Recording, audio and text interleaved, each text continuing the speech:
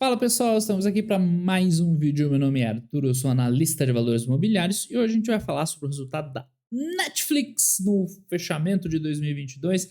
Uma das empresas no exterior que mais tem vídeo no canal, tá? Quem é novo aí e não conhece o canal, tem muito vídeo da Netflix porque ela é muito interessante para a gente entender várias coisas. Ela tem o resultado contábil dela tem uma particularidade que é muito curiosa, que é difícil de ver. Então, assim, tem vídeo, tem live, é que agora o YouTube separou, né? Vídeo de live. Mas, enfim, tem vários acompanhamentos aqui que eu falo da Netflix desde o começo. Essa aqui tá na capa, né? O primeiro vídeo que eu fiz dela foi esse aqui, já em 2020 ainda. Enfim, que a gente falou de coisas que só agora o mercado foi se preocupar. Ou seja, tem muito material aqui sobre para entender melhor a Netflix. Mas eu vou adiantar o BO aí, já que né, muita gente nova aí no canal e tal, como fundamentei, entrou muita gente que não conhecia. Deixa eu explicar qual que é o grande ponto da Netflix que eu vejo que passa batido em todas as outras análises que o pessoal faz, eles não conseguem entender qual que é o ponto principal em relação à Netflix, que não tem nada a ver com conteúdo, com esse tipo de coisa, tá? Ela tem algo que é muito particular que faz toda a diferença. Se você olha aqui, ó, no quadro, na DREzinha, né, pô, a empresa gera um lucraço e tal, e não sei o que lá. Você olha o EBITDA, olha a depreciação, é um negócio meio estranho, né? Por quê? Como que acontece com o Netflix, tá? Na DRE, eles têm a receita, isso aqui, a receita não tem nada de errado, tá? É isso aí mesmo, é o que eles recebem, as assinaturas, com os planos, as maneiras de monetizar. Agora, os custos principais, vocês vão ver que entra praticamente, né? A maior parte dos custos está relacionada à depreciação e amortização. O que deprecia, no caso, amortiza aqui? São, né, o valor intangível do conteúdo, tá? Então aqui já começam as complicações. Como você amortiza um conteúdo? Né? Durante quanto tempo ele vale? É óbvio que você está lançando uma série nova que todo mundo quer ver, vai ter um valor alto. Daqui um ano, né, não vai ter o mesmo apelo. Só que durante quanto tempo você vai gerar valor? Né? Vai ter gente querendo assistir coisas que saíram hoje daqui 20, 30 anos? Com certeza. Eu adoro ver filme antigo. Então, assim, a discussão da amortização de conteúdo é uma discussão à parte, que eu nem vou entrar aqui, que a galera até agora não sabe exatamente, né? Enfim, é uma coisa nova. Com esses novos negócios, as novas formas de ganhar dinheiro, tá? Surgiram coisas que a gente vai ter que ir resolvendo com o tempo, entender melhor como é que funciona. Esse é um dos pontos, tá? Mas o principal não é isso. O principal é o seguinte: se você olhar a geração de caixa 5 bi, ela é bem diferente. Ou, desculpa, o lucro líquido, o lucro contábil, ele é bem diferente da geração de caixa. E olha que melhorou, tá? Eu já vou falar disso. Mas se a gente olhar aqui, duro que eu tô bem na frente. Deixa eu botar um zoom aqui, eu saio. Se a gente olhar a Netflix até 2019, olha o cenário, tá? Desculpa, até 2019 eu tô cortando ainda. Ai, pronto. Não, tá difícil aqui. Mas se a gente olhar aqui, ó, até 2019, Netflix tinha um lucro contábil bom, né, quase 2 bi, só que ela queimava dinheiro. Como que isso é possível, né? Tem várias formas disso ser possível, mas o caso dela aqui é muito particular. Então ela era uma empresa que dava lucro contábil, mas queimava o dinheiro do acionista. E a maneira como isso acontece na Netflix é muito particular. Eu não conheço nenhuma outra empresa. Tá? O segredo, então, se você olha aqui na Income Statement, né, o DRE, demonstração de resultado, tá pequeno, né? Deixa eu dar um zoom aqui, a gente perde as linhas, mas tudo bem. Vai ver que a Netflix tem uma receita de 31 bi, o principal custo aqui disparado, né, tá relacionado à depreciação do conteúdo, no final dá 4 bi de lucro. Só que o ponto é que, olha só, presta atenção para isso, esse é o ponto principal. O valor que é lançado na DRE como amortização desse intangível, que entra como o custo, é esse aqui, tá? Então, em 2022, a Netflix lançou como custo, na forma de amortização, né, do conteúdo, 14 bilhões de dólares, tá? É isso que passou por essa linha aqui, ó, custo das receitas, é a principal item, né, do custo das receitas. Desses 19 bi, 14 vem do conteúdo. Contudo, porém, todavia, tá? O valor que a Netflix efetivamente gastou para produzir ou comprar os direitos, que seja, do conteúdo dela, não foi 14 bi, foi 16. Por quê? Né, tá aqui ó, a linha Additions to Content Assets. Por que dá essa diferença? Primeiro, essa compra, o desenvolvimento da Netflix de conteúdo, ele, na teoria, ele não é classificado como uma despesa, tá? Ele é classificado como um investimento e faz todo sentido. A empresa está comprando direitos ou, né, criando direitos, quando ela, né, cria uma série própria, que ela vai poder explorar ao longo do tempo, enquanto a galera quiser assistir, ela vai poder explorar. Então isso aí é como se fosse CAPEX, tá? Claro, não é CAPEX, né? Antes que me acusem de estar usando o termo incorreto. Mas é como se fosse, é um investimento. É como, sei lá, uma empresa de petróleo compra um campo novo, né? CAPEX, como uma empresa elétrica compra né, ganha um contrato de concessão, ganha um ativo regulatório. A Netflix ganhou um ativo intangível que é o conteúdo. Então, isso aqui não é lançado na DRE como despesa. É um CAPEX, um investimento, logo não passa pela DRE. E o que passa pela DRE? Esse valor aqui, que é a amortização desse intangível, que, como eu comentei, é um negócio que ainda é muito discutido. Quanto, a que taxa, por quanto tempo você, né, amortiza esse conteúdo. Logo, notem que há uma diferença aqui, né? Uns 2,8 bi de diferença entre o que entrou na DRE como despesa na forma de amortização e o que de fato a empresa gastou, tá?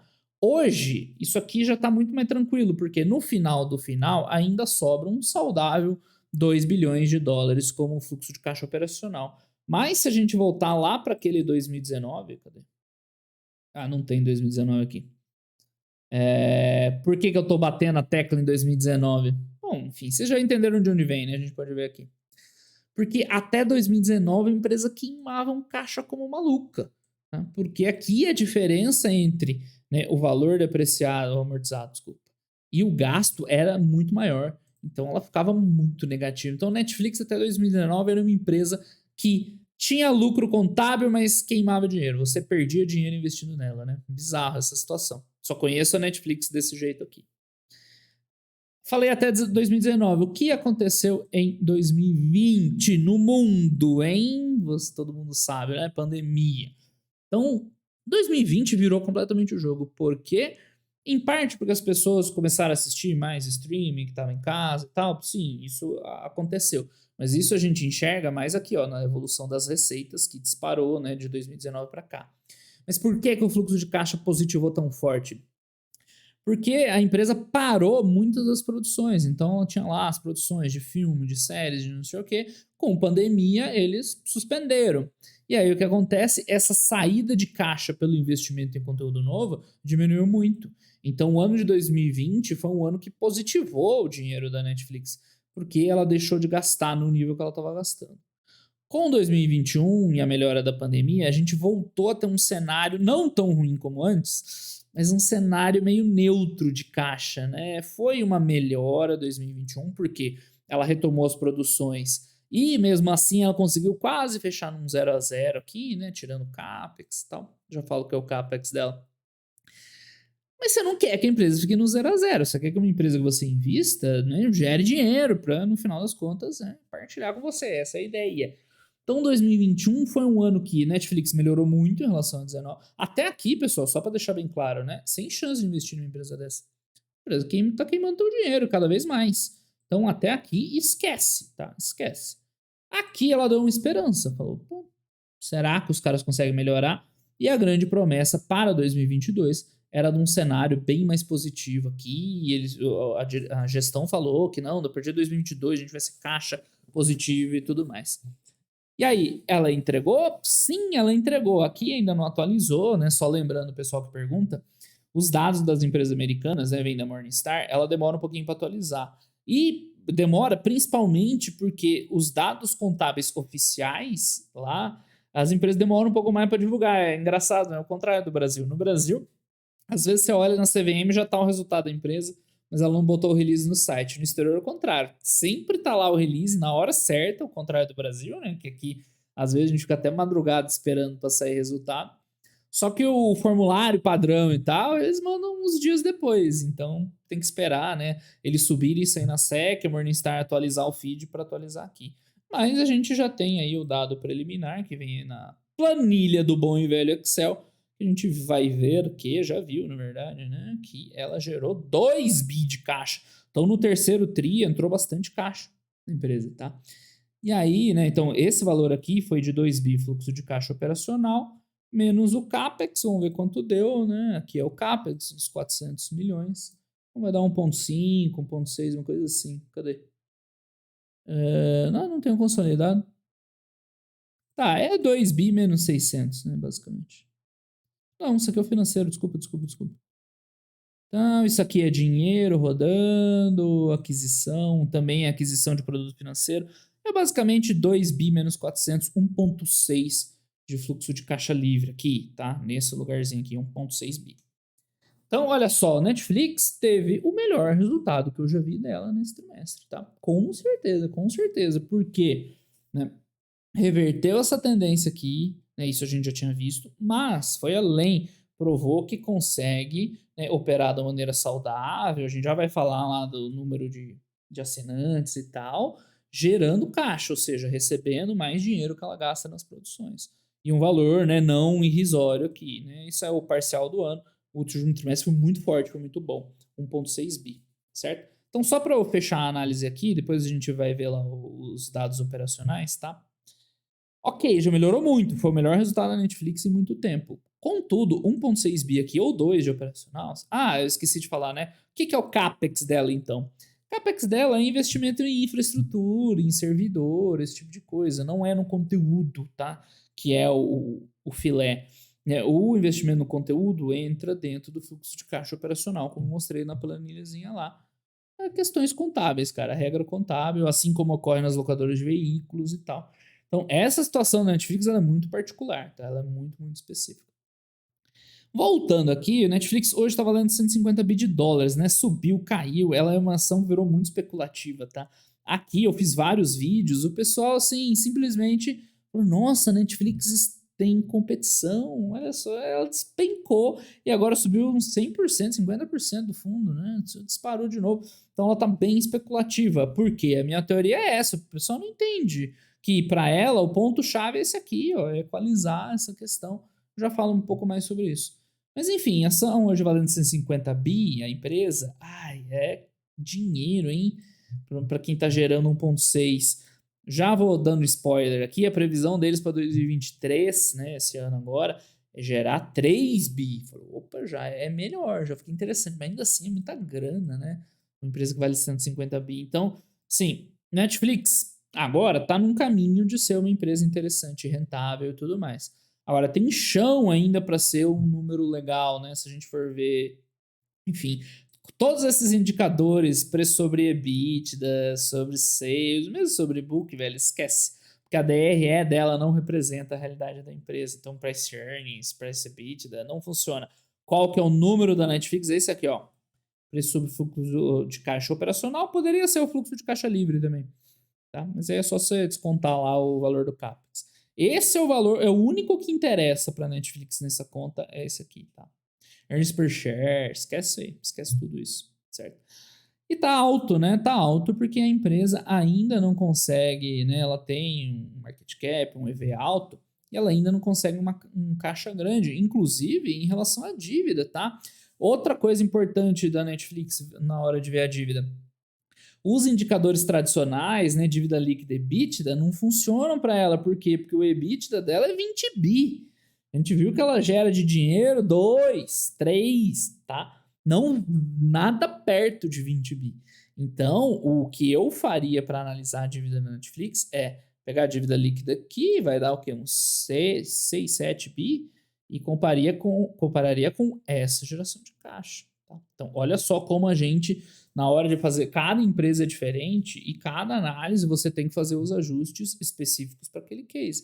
Então, olhando para essa perspectiva, mesmo que agora subiu para 2, é uma dívida ainda razoável, tá? Ela começa a ficar mais palpável, porque se o ano que vem vier 3, aí já tá meio que tranquila, tá? Mas tem que vir, tem que entrar. Por isso que eu falei, essa virada de chave aqui, esses 2 bi que a gente viu aqui no Excel, cara, foram fundamentais. Isso aqui mudou o panorama da empresa, total. Porque se ela tivesse continuando a gerar 1 bi e tal, cara, essa dívida aqui tá muito alta, quase sem chance de pagar, né? Em cima do valor de mercado, sem chance. Agora, aparece uma trilha de caminho para quem pensa em investir na Netflix ter uma tese sólida, que ela vai continuar alavancando isso aqui, vai continuar evoluindo, é 3 bi esse ano, de repente 4, 5, aí 5, já começa aquele valor lá a fazer sentido, e assim por diante, escalando, aumentando a receita, mantendo os custos ali sob controle, até vir uma geração de caixa que compense a empresa, que compense a dívida e tudo mais.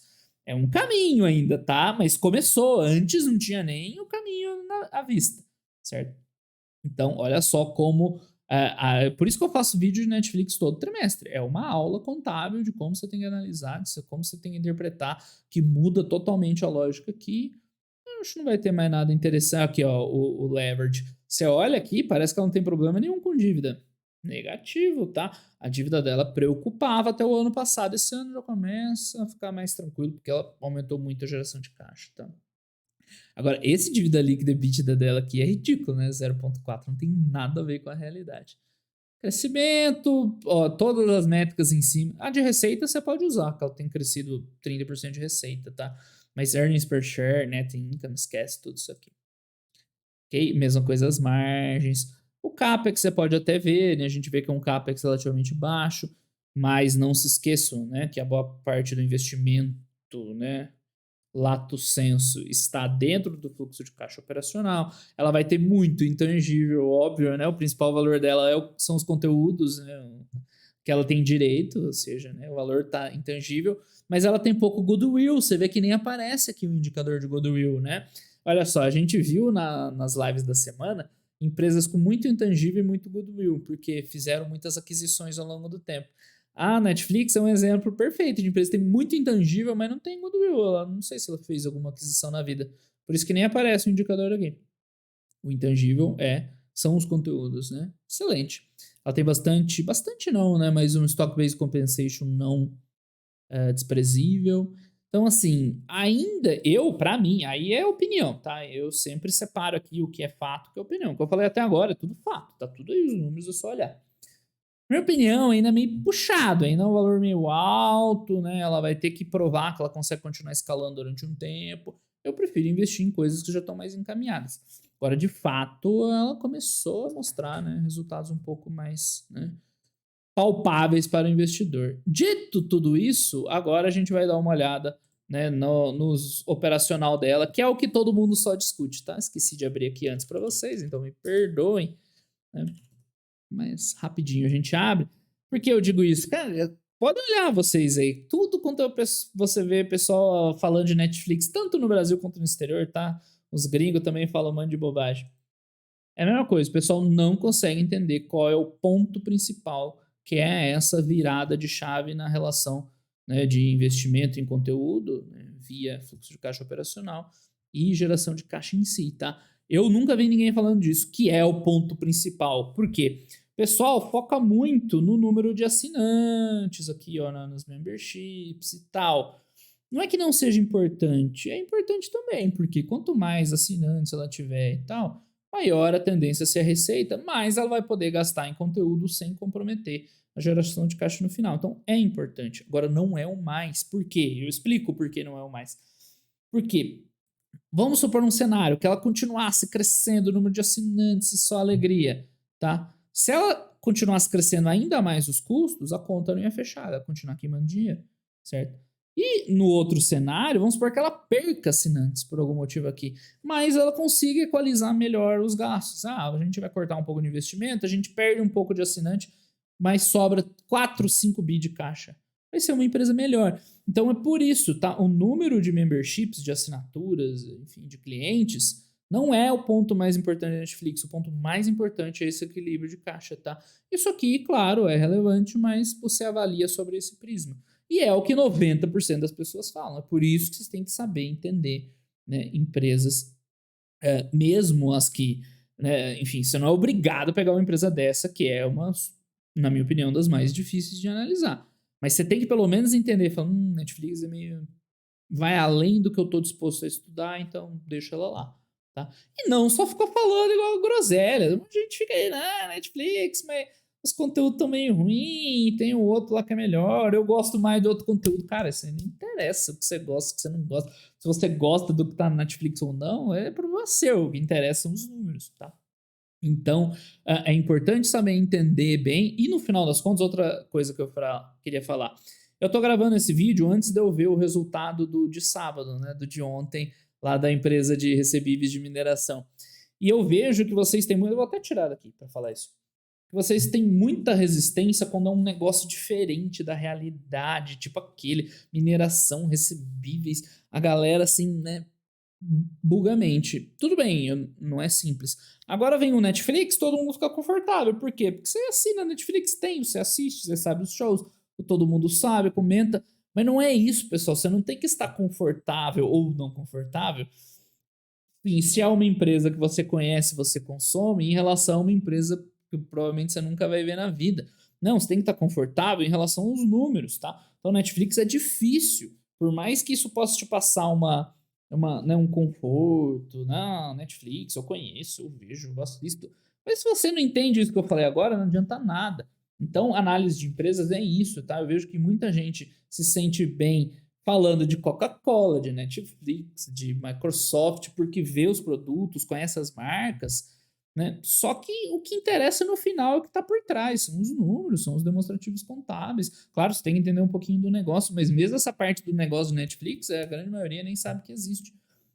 Então, cuidado com isso, tá? Não se sinta confortável com uma empresa só porque você conhece os produtos dela.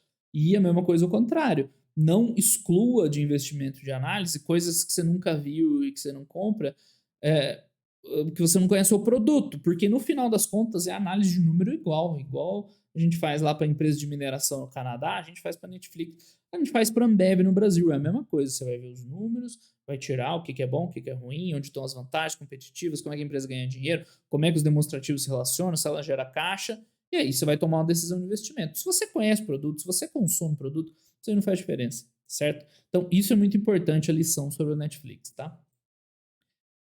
Finalmente, vamos ver os indicadores aqui e tem umas coisas legais para a gente ver. Então, o quarto trimestre foi muito bom e é verdade, tá? Foi acima da previsão dos caras. Né? A gente continua líder na indústria de streaming. Que mais? Os conteúdos novos tiveram muito sucesso, né? Wednesday, que é a Vandinha, foi bacana. Harry e Meghan. Esse eu nunca vi ainda. Troll, vamos ver lá, um filme, né, produção estrangeira e tal. Esse eu também não. Glass Onion, também não sei o que é. Mas enfim, é isso que eu tô falando. Interessa se assistiu, se não assistiu, gente. O importante é tá fazendo sucesso. São os filmes mais populares, ó. A Wandinha foi a terceira série mais vista na Netflix. Harry e Meghan, o segundo documentário mais visto. Ou seja, tá funcionando, a galera tá vendo. Se você gosta ou não, não interessa, tá? Eles lançaram um novo plano, né, com propaganda em novembro, que tá, né, acelerando aí o ramp-up. É uma alternativa dela conseguir melhorar rentabilização, interessante, tá? Eles entregaram margem operacional, isso aqui a gente já viu que não interessa. Margem operacional, margem líquida, esquece, nem lê. A gente terminou com 231, né, assinaturas, assinantes, que seja. Enfim, né, gerando tanto de receita, tanto de lucro, blá blá blá. E esse é o dado que interessa, tá? 1,6 de free cash flow, maior geração de caixa livre da história da Netflix. E fantástico, né? A gente espera 3 bi de fluxo de caixa livre para o ano que vem, sem influência cambial. Então, agora sim a gente enxerga um caminho para a Netflix no futuro, tá? 2022 foi um ano difícil, começou meio complicado, né? A gente viu lá as ações, a cotação caindo e tudo mais. Enfim, como eu falei, essa primeira parte você esquece tudo, né? O membership é legal de ir acompanhando, tá? Como eu falei, faz parte da análise da empresa e a gente vê que retomou o crescimento. Então, o que eles falaram de um 2022 difícil foi isso aqui, né? Então, chegou a cair o número de assinantes, depois se recuperou modestamente. O quarto trimestre tem uma recuperação boa, então isso aqui é legal, tá? E o fluxo de caixa, com certeza, né? É a grande destaque aqui. Não tem o consolidado do ano, né? Mas foi muito bom. Enfim, acho que a gente já falou o mais importante, né? Agora o pessoal vai comentar, que é legal. Eles vão falar que a ideia para o futuro é alavancar cada vez mais, e esse é o caminho, como eu comentei. Eles estão falando dos conteúdos, do sucesso. Não sei se tem mais alguma coisa que vale a pena a gente falar aqui. tá? Então os resultados foram melhores do que se imaginava, voltou a crescer os assinantes, a geração de caixa foi muito forte no trimestre, né? Enfim, isso aqui esquece todas essas margens, tudo isso aqui, tá? Não serve para análise. Que mais? Forecast, a previsão. Receita é a nossa primeira métrica de top line, ok, o guidance, blá blá blá. Então, para o primeiro trimestre do ano que vem, eles estão esperando 4% de receita. É bem sólido, né? Um crescimento não expressivo, mas um bom crescimento. E mais, se a empresa entregasse 4% tri em cima de tri, seria absurdo, né? Mas é um bom crescimento isso aí. Então eles vão ali fazer o rollout, né? O ramp-up eu usei, mas rollout é um termo melhor para os novos modelos né, de precificação, de forma de receber e tudo mais. Então, ó, eles estão esperando, né, um pouco de cancelamento com. O que isso aqui é? Desculpa, né? O paid sharing são as pessoas que assinam e dividem a assinatura. Então agora ela está combatendo isso aí para tentar, né, monetizar mais. O pessoal dividiu uma mesma conta, né? Então eles estão falando, a gente espera um pouco de cancelamento, tá? Que impacta o crescimento no curto prazo, mas no longo prazo, né, tende a compensar. Então, os objetivos de longo prazo continuam, né, os mesmos, crescimento de 2 dígitos, expandir as margens, que não interessa, e esse aqui é o fundamental. Entregar, né, fluxo de caixa livre crescente positivo. Então, tem a previsão de 3 bi para 2023, que é o dobro, que é muito bom, mas eu já mostrei para vocês que o ideal ela está gerando de 5 para cima, e seria uma empresa, né, financeiramente, né, equilibrada, né, vamos ver. Que aí a dívida fica sob controle, aí o valor de 150 bi faz mais sentido. Ela tá no caminho, né? Então, target de margem, aí aqui os investimentos em conteúdo, né? Eu vou pular essa parte aí porque o vídeo já tá chegando aí na meia hora de target, né? É norueguês esse troll. Vou procurar pra olhar. Eu gosto de ver esses filmes estrangeiros. Tá, eu tô tivendo sucesso com Returning Titles, né? Sequências, blá blá blá. Muitos títulos de sucesso, Stranger Things, Wednesday, produtos, pricings, as propagandas, né, o produto de conteúdo, o produto de propaganda e plano mais baixo, né, que vocês falam, ainda é cedo para a gente dizer, né, o sucesso, mas a gente está contente com o progresso até o momento. Interessante. O que mais? Paid sharing. O lance do paid sharing, né? Então eles vão começar a apertar aí. Quem divide a senha do Netflix aí, fica esperto. Então é aquilo que a gente já falou. Competição. Então, esse foi um dos pontos que levou muito essa queda aqui, né, no ano passado. Cara, o pessoal descobriu que tinha outros concorrentes, e sendo que eles existem desde 2019, 20. Aquela live que eu mostrei para vocês foi a primeira que eu fiz de Netflix, eu já falava disso.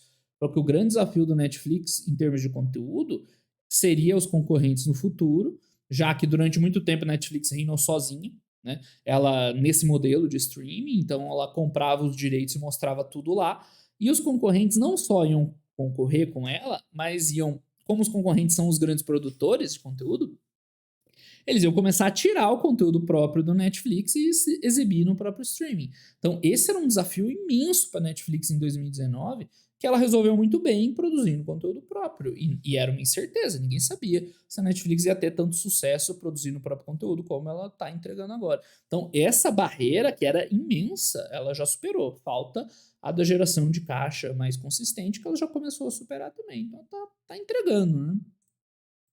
Para quem acompanha a Netflix no canal aí desde 2019. Então a competição ela é importante, mas como eu falei, ela não é o fundamental, porque se o número de assinantes lá crescer mais devagar ou tal, desde que ela equilibre a geração de caixa, ok. É claro que é importante, porque né, com mais competição, ela para que você faz para ganhar na competição? Você investe em qualidade, mais grana no conteúdo.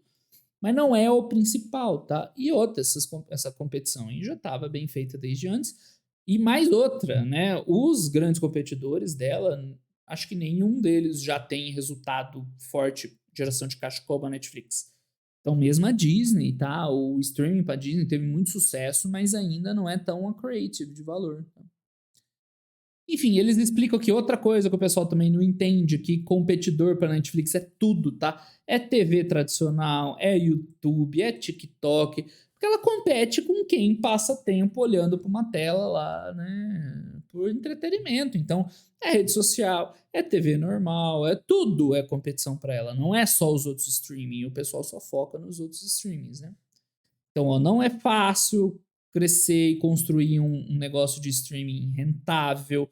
Né? Eu acho que só a Netflix está assim, bem rentável, as outras ainda estão queimando dinheiro, né? Então, eles têm uma posição forte e isso tudo é verdade, tá? Então, blá, blá, blá, blá, blá, blá, blá. Enfim. Tá os resultados aqui, né, do share da empresa. No meio de tudo, esse share, cara, ele é não só em relação a outros streamings, quanto a outras produções de conteúdo, né? E você vê que tem muito espaço para ganhar, mesmo, de repente, aqui ela crescer e tal. Bom, cash flow, estrutura de capital, a gente já falou muito. Tá na hora de encerrar. 30 minutos tá na hora de encerrar. ESG, performance das ações, enfim, cobrimos tudo, né? Aí tem por região, a quebra, o resultado, enfim. Tá? O que nos interessava a gente já falou. Ok, pessoal? Então, sobre Netflix, para resumir, tá? Primeiro, não é porque você assiste Netflix, tem na tua casa e tal, que você é um expert na empresa, tá? Você pode ser expert no conteúdo, aí você pode falar o que quiser. Mas, analisar uma empresa vai muito além de conhecer o produto, tá? E você não deveria, né, estar confortável só porque você conhece o produto, né? Falando sobre os números, é uma empresa muito peculiar, é um negócio que eu não conheço nenhum outro igual. Tá? Tem que entender essa diferença entre o custo que transita pela TRE, que é a amortização do intangível, e o valor realmente gasto pela empresa. Você tem que entender que esse valor gasto ele vai ter uma rentabilidade ao longo do tempo, bem menor, claro, mas ela está investindo no ativo que ela vai rentabilizar, sei lá, por quantos anos. Tá? Você tem que entender que a dívida dela tem que analisar diferente, não é em cima do EBITDA, tá? Era uma preocupação, agora estão melhorando um pouco. O ponto-chave no Netflix é o equilíbrio da geração de caixa operacional, tá? Onde entra o dinheiro investido em conteúdo e né, os ajustes da receita. Que mais? E é isso, Netflix tinha duas grandes dúvidas no passado. Uma era em relação ao conteúdo, que ela, para mim, superou com louvor ainda, super bem. E agora é isso, ela precisa alavancar essa geração de caixa. 150 bi que a empresa vale, gerar 3 bi, que é a previsão para esse ano, ainda é pouco, tá? Mas chegar a 5, um dia chegar a 10, aí vira um excelente investimento. Então é isso, Netflix não é fácil, tá? Quer dizer, 99 não, vou falar a verdade, eu nunca vi ninguém falando Netflix como deveria ser falado. São esses pontos. A galera fica entrando em competição com o streaming, que é um ponto, mas não é o principal, e de conteúdo e tal. O mais importante da Netflix é isso que eu falei para vocês, tá? Se você tá começando, última mensagem, não se assuste, tá? Não são todas as empresas tão complicadas assim, né? A maior parte, na verdade, é bem mais fácil, mas Netflix é sempre uma aula, uma oportunidade de aprender, por isso que tem sempre vídeo. Então, como prometido, amanhã vai ter um vídeo bem susto, eu não gravei ainda, né? Mas vou escolher uma empresa simples, tranquila, mais focado para quem tá começando, para mostrar que no exterior tem um monte de ativo diferente, um monte de possibilidades de investimento dos mais agressivos, dos mais arriscados, dos mais simples, para todos os gostos. Ok, pessoal? Então, por hoje é só. Um grande abraço para todo mundo e até os próximos vídeos. Valeu!